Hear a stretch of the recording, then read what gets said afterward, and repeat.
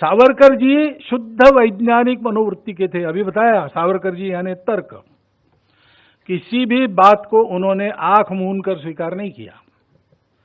प्रत्यक्ष अनुभव के धरातल पर और बुद्धि के तर्क के आधार पर जो सत्य उनको प्रतीत हुआ, उन्होंने बेबाक कहा, परिणामों की चिंता नहीं की। मेरा क्या होगा इसकी बिल्कुल चिंता नहीं की। उनका जीवन तो मेरा क्या होगा इस थीम पर चलने वाला जीवन था ही नहीं।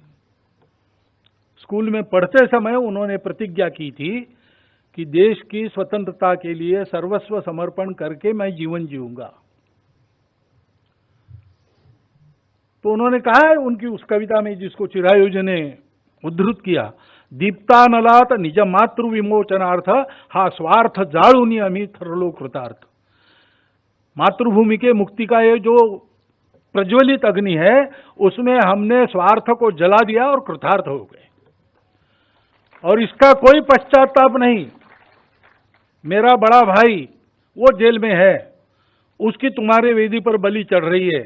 छोटा, मैं स्वयं भुगत रहा हूं, छोटा भाई भी कारावास में है। लेकिन ये क्या है, हम अगर 7 भाई होते तो सब तुम्हारे ही ठंडेल पर हम बलि देते। उस कविता का नाम है मृत्यु पत्र।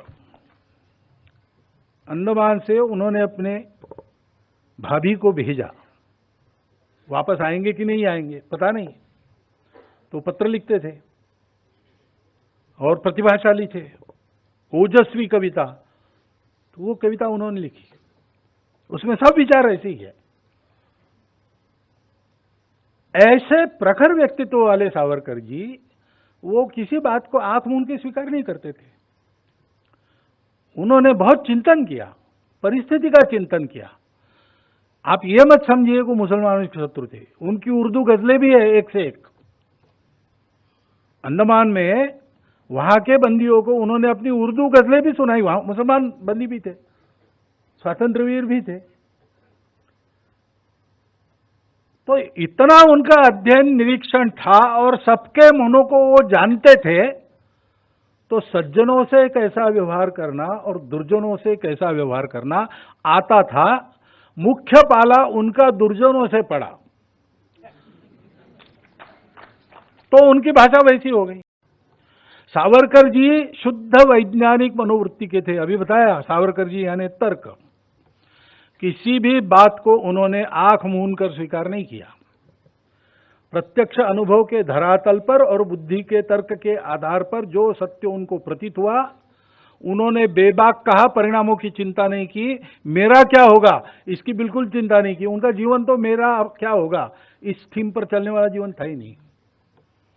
स्कूल में पढ़ते समय उन्होंने प्रतिज्ञा की थी कि देश की स्वतंत्रता के लिए सर्वस्व समर्पण करके मैं जीवन जीऊंगा।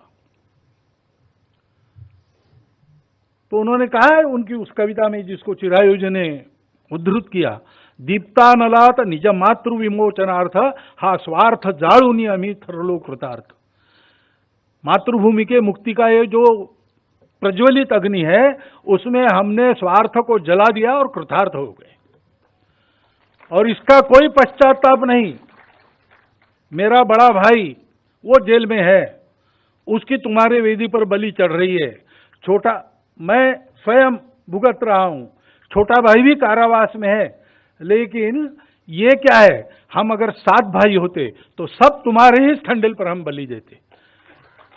उस कविता का नाम है मृत्यु पत्र। अंडमान से उन्होंने अपने भाभी को भेजा, वापस आएंगे कि नहीं आएंगे पता नहीं, तो पत्र लिखते थे और प्रतिभाशाली थे, ओजस्वी कविता। तो वो कविता उन्होंने लिखी, उसमें सब विचार ऐसे ही है। ऐसे प्रखर व्यक्तित्व वाले सावरकर जी, वो किसी बात को आंख मूंद के स्वीकार नहीं करते थे। उन्होंने बहुत चिंतन किया, परिस्थिति का चिंतन किया। आप ये मत समझिए कि मुसलमानों के शत्रु थे। उनकी उर्दू गजलें भी है एक से एक।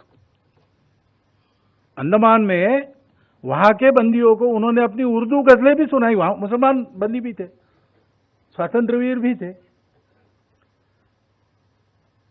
तो इतना उनका अध्ययन निरीक्षण था और सबके मनों को वो जानते थे।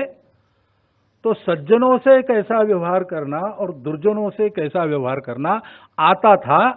मुख्य पाला उनका दुर्जनों से पड़ा, तो उनकी भाषा वैसी हो गई।